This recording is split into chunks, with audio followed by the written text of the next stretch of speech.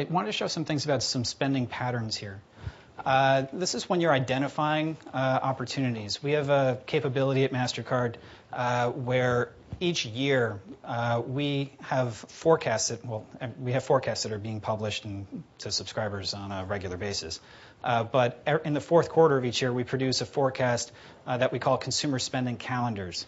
The models estimate and map how much will be spent each day of the year within each different category. So in Q4 of last year, we published the 2010 consumer spending calendars. I just took January here. This is a baseline when you look at overall retail. Here, hopefully you can read some of this.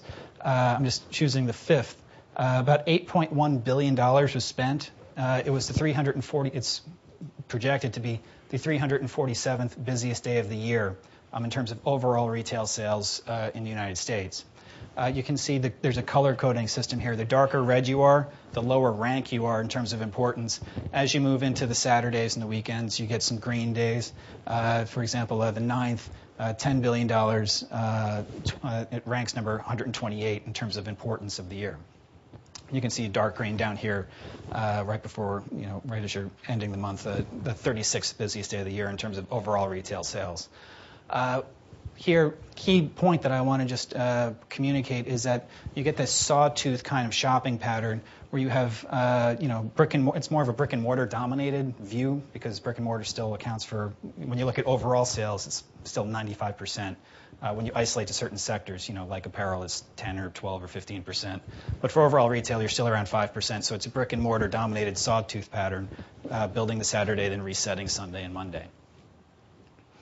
When you compare that to overall e-commerce sales, you can see the pattern shift here, a couple significant differences.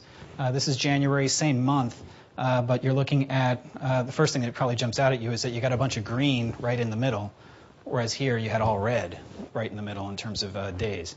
A couple of variables here. One, that share shift, the importance of the first quarter, January, starts to show up here. You have a lot of these top 50 spending days. You have 9 of them right here. They all occur on Tuesdays, Wednesdays, and Thursdays, as opposed to when you look at overall retail that's more brick and mortar, you looked at one top 50 day and it was on a Saturday in January.